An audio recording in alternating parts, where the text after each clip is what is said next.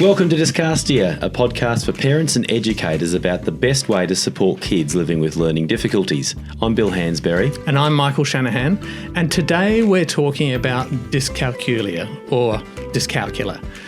But before we start, we'd like to acknowledge that we're casting to you today from the traditional lands of the Kaurna people. So Bill, how should we be pronouncing this? Dyscalculia, dyscalculia, what? It is Dyscalculia or Dyscalculia, depending on how you say it. The pronunciation varies, I find. Yeah. I've settled on Dyscalculia. Me too. Do you know why? Why? I just think it sounds cooler. C-A-L-C-U. Dyscalculia. You can almost say it with a French accent. Yeah, No, that's terrible. Dyscalculia. But I used to say Dyscalculia. But anyway, Yeah, I say dyscalculia. the important bit is the calc, Yep. which comes from calculation to calculate. The Yep. dys we now know, Yep. and the ia on the end, well, we know what that is as well. What is actually? Hang on, the ia. I know it's acting as a suffix. Does it just make it a noun, mate? Because you can be dyscalculiac, or dyslexic. Oh, anyway, look, I'm not sure. It doesn't matter. The difficulty with maths. Yeah. Sometimes, Difficulty with maths and numbers. Yes. Sometimes I say to people, well, think about it as the dyslexia for maths. Yep. But then there's this crossover. You see kids with dyslexia who have that symbol difficulty. Yep. So when I talk to teachers about this, I go, look, I don't actually know the crossover. Because for some kids, dyslexia affects maths. For others, it completely does not. Yes. But anyway, let's just talk about language is a big part of maths. Oh, isn't that interesting? You know what? I was talking to a principal the other day. No, it was a principal, a part of what I call the rebel tour of Catholic schools here in SA, who are heavily into science of reading. And this principal got up and said, now that we are teaching reading better, we are seeing a natural kick-on into maths. Because you're right, the language of mathematics is a barrier for kids with reading difficulties. Oh, it's a barrier for the world, isn't it? Yes. Like the language of the actual written language of maths, like those written problems. It's the Greeks, isn't it, we have to blame for this? Well, there's the language of maths that is like descriptive language, this is a coefficient and so on. It's a whole other language, which is the description of mathematics. Yep. But then there's also those word problems.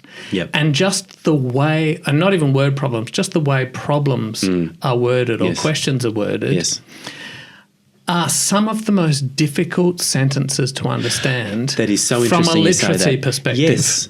Now, rest his soul, William Van Cleve. I was watching one of his podcasts and he was saying, do you know how you get secondary teachers interested in syntax? He said you pull out a science or a maths text and once you've explained the clause and complex sentence structure, you go, all right, have a look at this sentence in this worded mathematical problem and let's have a look at just how far apart, for instance, the subject and the predicate are. Yep. Because the maths question has been deliberately worded to make the reader have to discard information that's not important and work out what the important thing is. But as soon as you start to write maths problems like that, you are into complex sentences, which puts huge load on working memory because you have to hold in mind and kick out the non-important information. Yep. So what we're talking about is how one important way that literacy affects mathematics, aren't we? Big impact. Huge impact. So also I see dyslexia. So, one of the compensation strategies people living with dyslexia often use is guessing words from context. Yeah. Because otherwise you're too slow. And so you get good at it. And so it's a good it's a reasonably good compensation strategy. And can I add, if you've got a nervous teacher who is going, you have to be up to this many words a minute to move to the next level in whatever program, the kid's being pushed to read faster. Yep. And if they've got a difficulty, they're just being pushed to guess more. Guess at it. Sorry, keep going on. Yeah. Guess at it to keep your fluency up and so on, avoid that humiliation. And the teacher's not meaning to humiliate. They just know they're working in a program that a kid has to be reading a certain amount of words per minute. Yep. Yeah, it's not deliberate humiliation. No. It's just human nature, isn't it? And so if you've got that habit, and I don't know, maybe all people do to some degree, have a little bit of guessing in what they're reading. Well, look, there's no doubt good readers are using context.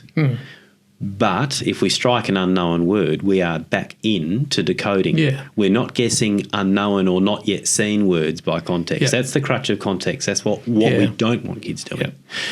Yeah, so I see this a lot where a kid reading a maths problem in guess mode will turn a positive into a negative. Yeah. So it'll, oh God, now I've got to think of a question.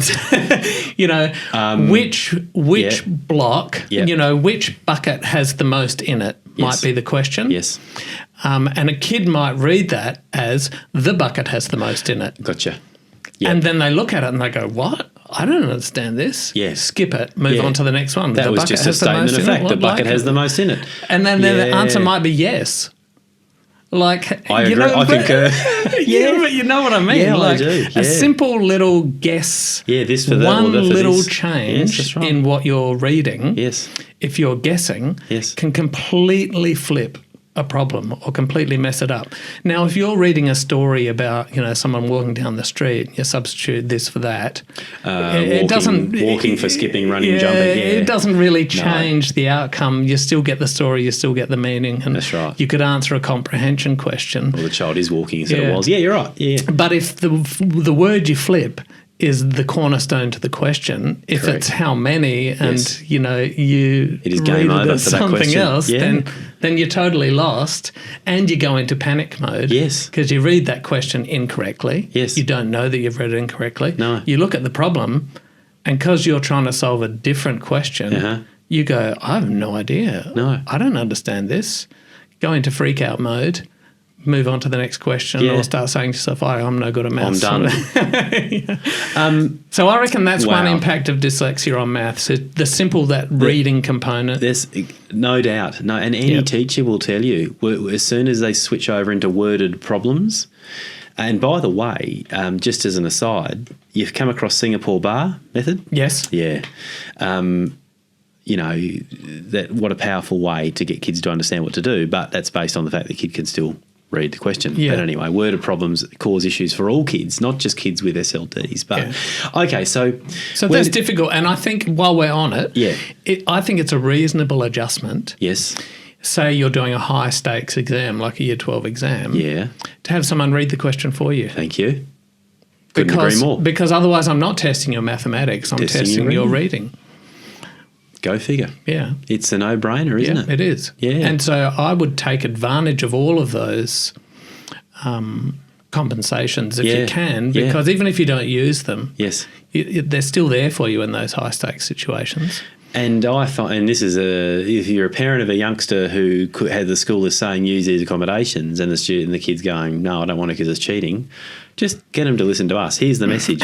No, you're not cheating. Do you know why? Because you didn't start on a level playing field with your non-dyslexic mates. Yeah. Right? You just got to accept you're kicking uphill against a strong wind and the ball's flat. Yeah. Yeah, exactly. So use them. They're there to pump the ball up, level out the playing field and get rid of the wind. Yeah, exactly. Yeah. So, there's a whole other... Yeah, it is, isn't it? Podcast accommodations and why kids don't go for them. Yeah, exactly. Yes. Okay. So dyscalculia. Okay. No, it's a difficulty with basically the number system, isn't it? It's and it's that lack of number sense. Yes. And kids living with dyscalculia make it's hard to describe it, but they make kind of gobsmacking mistakes in maths where it's just like I don't even know where you got that from because they have such a fundamental lack of understanding of what numbers are and how they work and what's bigger than what. And you just say, okay, so here's 2 plus 3 and you say, do you know what 2 plus 3 is? And they go 23. Perfectly logical. It's a 2 and a 3. And you say, no, it's not 23. Have another go. They go, 36. Yeah. So exactly. Just wild guesses. Or teachers, watch out for this one because you're talking about the skill of estimating. So one of the red flags for dyscalculia is a kid will go straight for the written algorithm.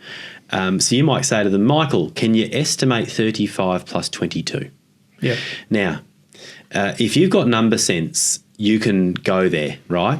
But what dyscalculate kids do is immediately go for writing it on the page, lining it up, and just going through the mechanics of it. Yep.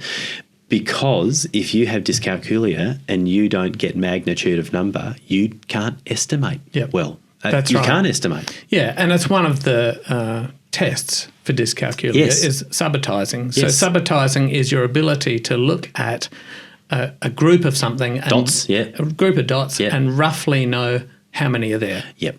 At a glance. Without necessarily counting them. You can just look at them and go, oh yeah, there's 5, there's 6, there's 7. Yes. And kids living with dyscalculia or people living with dyscalculia find that particularly difficult. So when they test kids on these quick subitizing tasks, there is a statistically significant difference. Again, we're talking about a bell curve between kids with dyscalculia in the time it takes them to do that, and individuals with dyscalculia and individuals without. Yeah. So what's the brain mentally doing? If I show you a cluster of dots and I say how many at a glance, what is a typically developing mathematical brain doing that a dyscalculate brain is not? Well, there is a particular part of our brain that we use for numbers. Yep. So just like with reading, there are areas of the brain that we use for reading. Yes. With our phonological awareness and so on. Yep. There's an area of your brain that is there naturally for numbers. Yep. And number sense is a thing that animals naturally have, not just humans. Right. Because it's a survival thing, isn't it? Yeah. To be able to spot 3 nuts and know that I'd rather take that than the 1 nut because I'm going to get more nutrition. Gotcha. Like this magnitude. It's a good thing to be able to have a sense of numbers. Yes. And so there is a part of our brain that we use for that. And good mathematicians really develop that part of their brain and have it working really well. I didn't know that. Yeah. Now, kids living with dyscalculia don't use that part of their brain as efficiently. Right. And so just like dyslexia, although it's a different part of their brain, it's still a similar mechanism where for whatever reason with neurodiversity, that part of your brain hasn't been used or is difficult to use that part of your brain, and so you find it tricky. So there's visual processing in the picture immediately.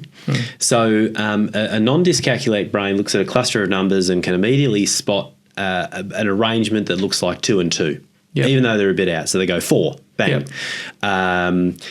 Can easily spot an array of an odd number if it's kind of loosely arranged in perhaps 2 dots, 2 bottom and 1 off to the side. I think about this when I do my workshops around the 3Ds in schools. So teachers, this is why any kind of progression, mathematical progression worth its salt, talks about developing subitization early. Okay, let's talk about the mental representation of the number line. And we talked about this earlier, but not live or not on this podcast, Michael. I was telling you, Glynis Hannell wrote a great book called Dyscalculia.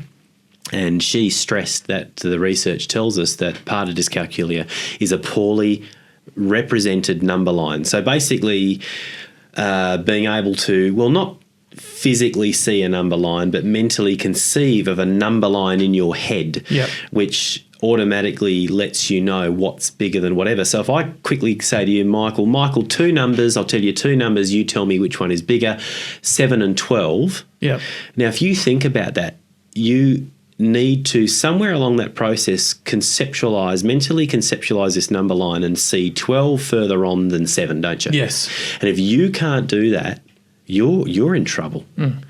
So one thing this book said is we take number lines away from young people too early. We should have number lines everywhere we can have a number line. Yes. And then when we get kids into bits of numbers, fractions, frac meaning to break, we go back to number lines. Number lines need to be part of that game as well. Yes. Because kids can then concretely see. Yeah. It's the physical representation, isn't it? It is the physical representation. And it's just like how we remediate dyslexia, where school generally moves too fast. Yeah. So it moves to the middle of the bell curve, Michael. Yeah, exactly. And so, yes, kids do these physical representation of numbers in the early years, but before you know it, it's moved on. Yes. And now it's purely it's assumed that knowledge is there and it's solid. Yes. And now we're just working with these squiggles, these representation of numbers, like letters represent sounds. But if you've got a shaky understanding of the numbers, just like dyslexia, you've got a shaky understanding of the sounds, if your understanding of the numbers isn't there, then these do just become squiggles on a page. They have no meaning. And you end up guessing. I've only just realised this now. It's like this whole guessing thing, because what other choice have I got? Yeah. I don't have any other strategy. That's right. Other than to guess what this might be, because I don't have those squiggles lined up with what they actually mean. That's right. And the really tricky part of our number system is the whole place value system. That's the next spot we It's go. kind of like the complication of the alphabet, Yeah. where this letter can represent 4 or 5 different sounds, depending on how it's used. Yes. Well, the digit 2 could either be 2 or 20 or 200 or 0.2 or, you know. 2 tens, 200s, 2000s. Yeah, exactly. So this same digit could that's right. represent something completely different depending on where it's placed What a world of hurt. in a number. Yeah.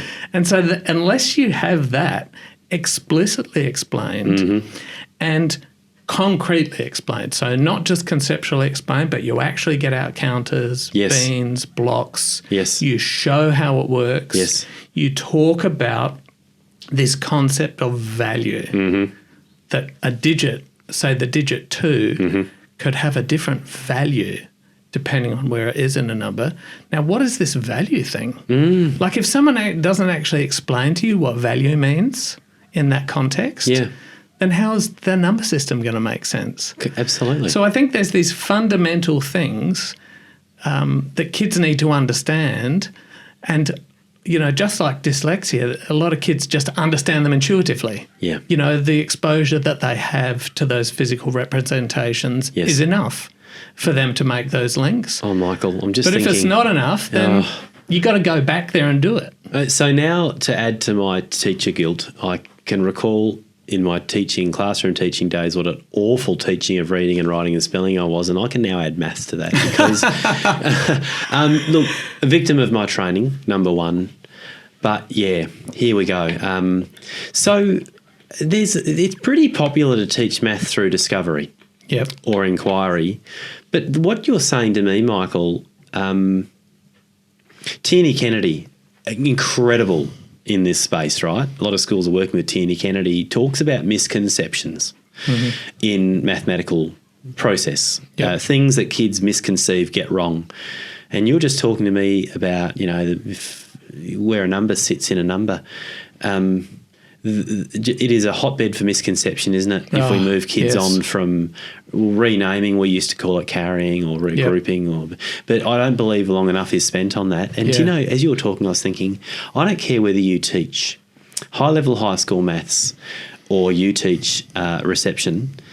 I reckon every classroom needs a big place value chart and number lines all around the place, because it will harm no one. And it will help a lot of your kids. Yeah, that's right. So the number line for me is like the alphabet. Yeah. You know, it's that fundamental. Yes. You know, bigger and smaller. Yes. Is what maths is about. It is isn't bigger it? and smaller. So if you don't have that, less and greater, some sort of representation of that, and that these digits, these little squiggles, actually represent a physical number. Yes. And what is a physical number? Yes. So it is quite complicated, because there's 3 things that a number can be. Yes. So it can either be a count, so we can count stuff. Well, there's 4 things that we use numbers for. So we can either count things like 1, 2, 3, or we use numbers to represent value. Like we just add a number to say this is worth that. Okay. And this is where money becomes difficult. Right. Because you can have a $10 note that's worth $10, but there's not 10 of them. Like you can't, it's a separate thing to counting. Yeah. And then there's measurement. We use numbers to measure stuff. So how hot is it? How long is it? How wide is it? Which is subtly different from counting. Yeah. Because you can measure, you know, compare weights and that sort of stuff. Yeah. And then we also use numbers for labels, where they're not numbers at all. Like a number plate or a phone number. Yeah. These are numbers that are actually not representing quantities at all. Oh. So that's really confusing. Far out. So if someone hasn't actually explained that to you, what conclusions are you drawing in your head about what these things are? Yes. So I kind of see that as the fundamentals, like the alphabet, that letters represent sounds, that you've got to artificially break this up. This is kind of the dyscalculia equivalent to that for me. I think that's a really nice way to put it. Okay, the 4 basic processes: addition, subtraction, multiplication, and division.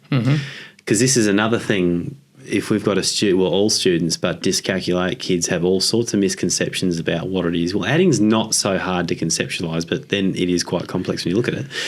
Subtraction is, again, Glynis Hannell's book Dyscalculia made me think about subtraction in an entirely different way.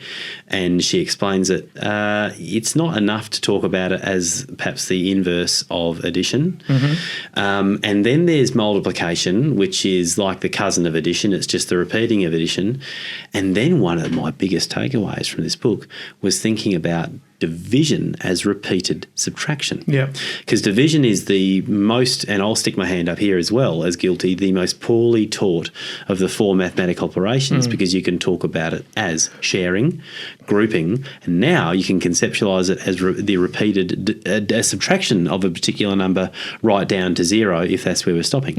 And this is where that whole language issue comes in. That's right. So many different names for the same thing can make it really confusing unless you learn those names. Well, and that's another way that curveballs are thrown to kids in mathematical assessment questions. We talk about multiplication, product, multiplied by, times by, and on we go. Lots of, groups of. Yeah. Find the quotient. Oh, far out. Yes, I'm just getting my head around that. The dividend, the divisor, and the quotient So, wow. I mean, it's really it's a whole other language. How many kids do you work with who really have no solid concept of division? Yeah, most of them. It's the usual suspect, isn't it? Yeah. It's really hard. I once had a kid, a dyslexic youngster, who now is grown up into a very successful adult. He came to me one year and Mum said, now, check this out. If you can imagine those division frames we use. So we're dividing a number by a number. Let's just say we've got 3s into 36.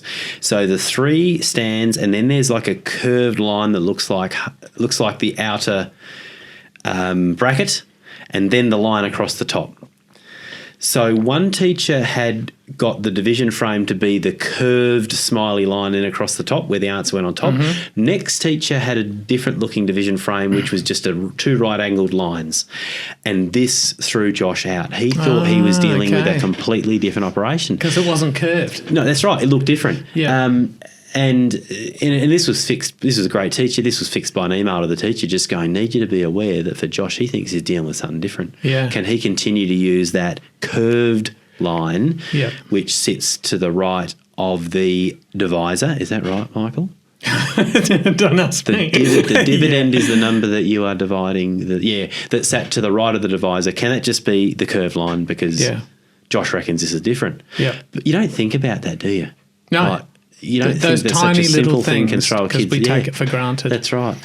So dyscalculia, for me, the way to tackle it is to go back to physical representation. Absolutely. Physical representation of these mathematical concepts, and drill that until it's absolutely solid. Yep. Like you actually can see physically what you're doing. Yes. For place value, for example. Yes. On the table, I have the columns. Yes. And we use, I use matchsticks just because ice cream sticks are too big. Yep. Yeah. I use little matchsticks and we put them into bundles of 10. Got rubber bands. Bundles of 100. Yeah. And so, we actually have physical representation of it. But I also talk to kids in terms of, just like we were talking about literacy and the history of the printer and why it's like this and why it's complicated. So I talk to kids about, well, why do we have this place value thing? Like, why do we do it? What a good question to ask. Yeah, what's the point of it? Yeah. And it's because we only have 10 digits. So if you've only got 10 digits... Hang on, you're talking about our hands, right? Well, 10 fingers. Oh, yeah, but 10 fingers digits, and 10 digits in our number system. Hang on, is there they call your fingers digits. Yeah, that's anyway, right. Keep going. Yeah, well, that's where it came from. Right. Well, it's generally thought we have base 10 system because we have 10 fingers. Thank goodness we changed that in the when it was 1968 or something. We changed the decimal. Oh, yeah. Because our grandparents had to deal with sixteenths and twelfths and all sorts of random base. And clocks are still based on that. Well, base 12, isn't it? Yeah. Anyway. Well, I'm pretty sure it's the Egyptians that had base 12. Is that right?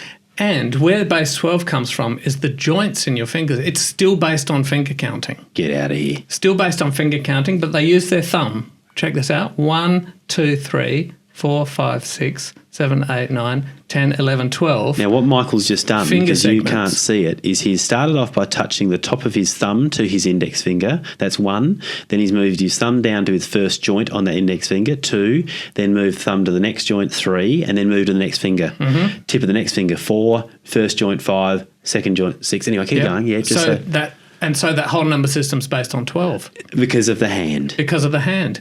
There's 12 hours in a day. 7. Oh my And so dear. it's like this whole 12-based number system. Right. We could use that. We We could work with that system. But it breaks down because It becomes difficult. it gets hard. Yeah. Because the kids I work with don't, I say to them, we're working in this really cool number system. We call it base 10 because everything is about lots of 10, going up in lots of 10 or going back in lots of 10.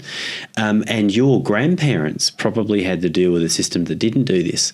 And just saying to kids, the cool thing about base 10 is if we start at 10 and I go add 10 to that, we end up at 20, 2 10s and no ones or units. And if we add 10 to that, we end up at 30, 3 10s and no units. And this just makes it really tidy. So if I go to you, Michael, 27 plus 10, we're going to go to 37. Yeah. And then 47. So that unit is going to stay stable, but the 10s are going to go up. And kids go, oh.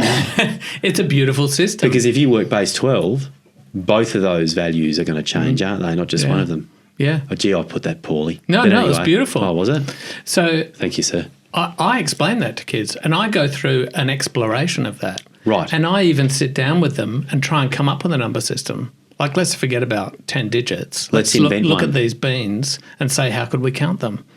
And so we look at Roman numerals, for example, and say, well, check this out. Here's how the Romans used to do it. Yeah. But look how hard it gets. And look how many symbols you have to add in. Right. Like, it's a really complicated system. So teachers do not teach Roman numerals unless you're going to go there, because I see kids come in with Roman numeral worksheets and I know there's been no teaching and the kids can't as if like normal numbers aren't hard enough, Yeah, so like just generally talking about that. Yeah. And so then talking about, well, here's another system. It's the base 10 system. Yeah.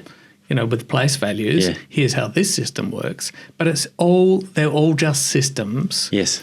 With a purpose and a meaning. And the reason why we use this system is because it's so efficient. Because it lightens cognitive load. We only need these 10 digits and we can make we can represent any number. Pity the alphabet isn't that simple. But anyway. So, I mean, this is all mushed up together. This is done in a sequential way. But I don't think that fundamental stuff, I don't think there's enough time in school to go through those fundamentals. And I know if you look in textbooks, it's there. Yes. Kids do Roman numerals. They do the number system every year and it's repeated. Yeah. But I think the difference is when I'm sitting one-on-one with a kid living with dyscalculia, we might need to spend a whole term just understanding place value. Yeah. You know what I mean? If you don't have place value, you can't read big numbers. Yeah, and you can't do that in a school. No. With a year 4, you can't sit down and spend a term. No, you just can't. on place value. And but you can teach all of your kids better. Again, here we cycle back to this. Yep. You can go there early in the bit instead of having kids, I'm going to say it, inquiring their way to these insights, which very rarely kids do. Again, it's fraught with misconception. If we're teaching mathematics, I think we need to be very, very clear on where we're taking kids because, look, inquiry has its place, but it doesn't have a low effect size for no reason. Yes. When you look at Hattie's effect sizes, it just leaves in so many settings, it leaves too much room for a young person to come up with or get the wrong idea about things. Yeah. So I mean, have we explained dyscalculia? Well, it's a bit of a mishmash, isn't okay, it? go Because for it, we've been summarise. talking about how do you What do you do with it? teach it, how do you yeah. remediate it, blah, blah, blah. And I think part of the issue with this is that there is way less research that's been done Right. into dyscalculia than Yeah. dyslexia. Yeah. You know, it's generally touted out there that it's 20 years behind in the science Is that right? of remediating it and working out what it is and what causes it Do and so you on. want to know why? Why? Because it's very socially appropriate for someone to say, you know, I've never got numbers. I just don't have a head for numbers, right? Yep. You'll hear that. Yes. It's almost accepted that a huge part of the population will be poor with number. Yep. How often do you hear a person saying, you know, I just don't get letters and sounds. I've real trouble with it. That's right. So it's far more socially acceptable to talk about a disorder of mathematics than it is Yeah. a disorder of reading. Yeah, it is. Yeah, I think that's one Yeah, reason. and so it's not there's not such a Doesn't big get the driver attention. behind it. Because it's expected that a huge percentage of the population will just not get maths. Yep. But Yeah. yeah. Okay, Yeah, so interesting. to summarise, what is it? Dyscalculate people have difficulty recognising how many quickly, which is subitizing, which then kicks on to difficulty with magnitude, poorly represented mental number lines. So this is why we banged on about having number lines in classrooms, which then kicks on to if you don't get the bigness of numbers, you don't estimate well, and you don't do a heap of other things, and place value is going to be difficult as well, because if you don't get basic magnitude, you are gone for place value. And our system works on place value. Place value is what lightens the cognitive load around large values. Yes. And they're the places I tell people who are in intervention space. Now, I'm by no means a maths expert, wouldn't even come close to saying that. But when I get my kids in with the math difficulties, and the four processes, making sure they understand what they are and seeing the links between them. But I go to work on number line, place value, and making sure they understand the four operations. Yep. And for me, physical representations of all of that. Yes, back from the abstract. Concretely, actually show it with beans or counters. Yes. And get that solid. Yes. Before you move to the number or Yes. digit representation of it. And I think there's even a step in between there. So generally I would work with actual physical things, cutting up pieces of paper, counting beans, whatever, till that's solid. And then I would move to a pictorial representation of that. So then we do the same thing, but it's pictures of it on a page. Or we might do it on the table here. You know, the table I've got is like a whiteboard table, where instead of actually using beans, we might draw beans. So it goes from being a manipulative to a non-manipulative but still visually represented. Yep. And then from there to actual using numbers to represent it. Yep. So that it's really solidly embedded. Yes. And so when you're doing the numbers, you actually have a mental picture of what it is you're doing and why. Now you're talking about what the experts or the psychologists call the visuospatial sketchpad. That mental sketchpad where some people have a really, really strong one, where if you asked me to do a complex math task, I can actually visualise carrying the one. And they will hold stable. I don't do that, by the way. But so that's now that if I understand right, I don't think that's very strong in people with dyscalculia either. They don't have a very reliable visuospatial sketchpad. That mental representation. Yes. That's why it's important to do that concrete representation of it and get it solid. And then it's really amazing working with kids who can get a total understanding of something. If I'm using blocks, and then all I do is turn those real blocks into pictures of blocks, and they're lost. They're lost. So you go back to physical blocks again. And it's like then you have them side by side. So it's like, see this? This little dot on the page is representing this. And we do both at the same time until we can make that bridge. And then it's another bridge then to the numbers. There's something implicit which I want to make explicit in what you've talked about, Michael, and it's true for writing, reading and mathematics. There are no shortcuts through certain developmental stages. If you're doing maths, you don't get in, you don't do good work with numbers unless you can do all these lower level processes, unless you can visualize the number line, unless you understand place value, etc., etc. Reading, you don't get to easy word storage and fluent comprehending reading unless you've got strong phonological awareness and good phonic knowledge. And morphological knowledge and that sort of stuff as well. And you don't become a good writer unless you are, if it's handwriting, gripping a pencil properly, sitting correctly, and you have got good formation. Yeah. There's just no magic in any of this, I'm afraid. It's hard work and practice. Yeah. To get that automaticity, to free up the cognitive space to actually think Yes. about what you're doing. That's right. Not just have it all eaten up by forming the letter or working out, what does this mean? Yeah. So I think with maths and numbers, if we're talking about equivalence with literacy, so, with literacy, you need to get really good and quick at learning letter sounds Yep. and the sounds they represent. Yep. Yes, you have to get good and quick with that in maths, but I think the basic maths facts would be an equivalent to that of numbers that add up to 10. Time. Yes, that's right. Your So, tables. 5 and 5, 6 and 4, 7 and 3, 8 and 2, Yep. 1 and 9. I'm working on with a high school kid on just those at the moment. Unless they're automatic, Yeah. then you're spending so much of your cognitive Space. capacity trying to work out what's 7 plus 3, learning the doubles, the near doubles. That's right. Like these really basic strategies, mental math strategies, and unfortunately facts that need to be learned, because the more facts that you learn, the more automatic they become. Yes. The more space you've got to then do the actual thinking and problem solving. Michael, automaticity is the name of the game here. Yeah. If we were going to, we've gone down this rabbit hole. When you and I trained as teachers, I don't know about you, but anything that resembled drill or rote learning of anything was absolutely maligned, if that's the term. It was seen as, rote learning, because constructivism or constructivist learning was big then. Well, I had it as punishment. We'd have to write lines. Right, yes.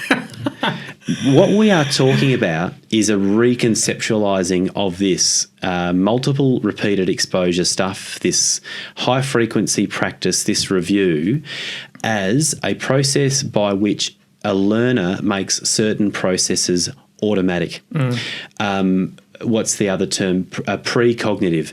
So you can do these things without having to think about them. And if you can automatize these things, then you are then free with more brain space to think about the higher order stuff. And this is true. It doesn't matter whether you're talking about writing, reading, or doing maths, or the combination of all.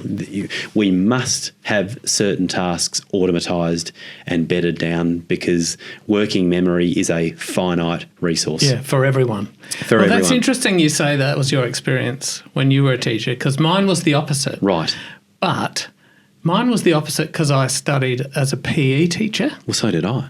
Oh, did you? A primary PE teacher, well, yes. mine was secondary PE. Right. And it was all about practice. Whole part whole. Yeah, part whole. So you take a complex skill. And you break it up. And you break it down into its component parts. So you demonstrate the whole skill. Yep. You say, hey, here's what a good here's what a good forehand looks like. Yep. But before you do that, you got to practice your grip.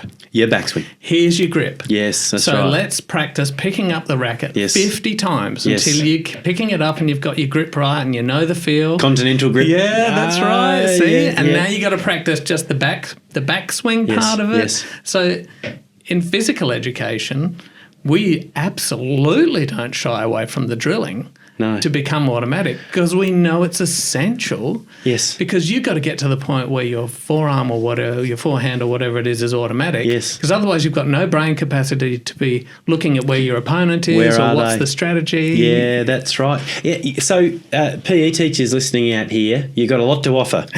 two of us, Michael and I, are both trained PE teachers. So how does this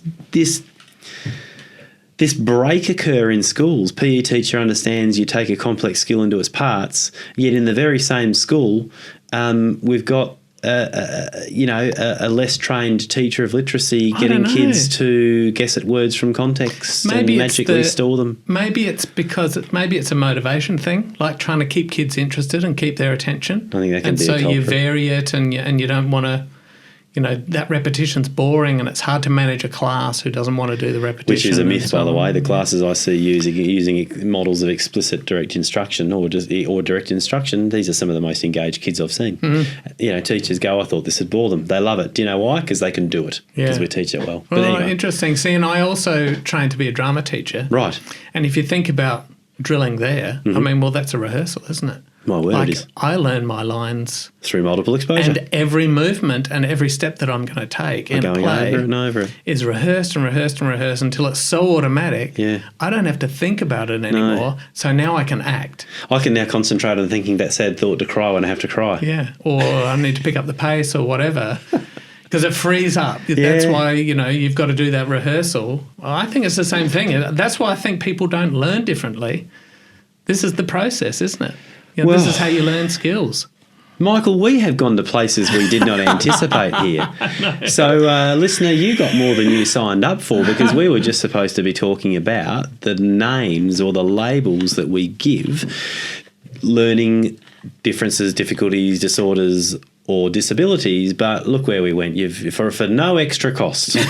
You've got Michael's and Bill's view on what should be taught in schools, how it should be taught. But do you know what? You can bet your bottom dollar that we actually do most of the time know what we're talking about, because we work in the space with these kids. Doesn't make us experts, but no, that's right. We're not making this stuff up, Michael, is what I'm saying. Yeah. Yeah, and I'm not claiming to be some world expert. I'm just sharing what I do and my thought processes. Yeah. But I suppose it does come with a level of experience of, I mean, we have the advantage. So let's say as a parent, before I started being a tutor, all I had was my kids who both live with dyslexia. Yes. My daughter lives with dyscalculia. Yes.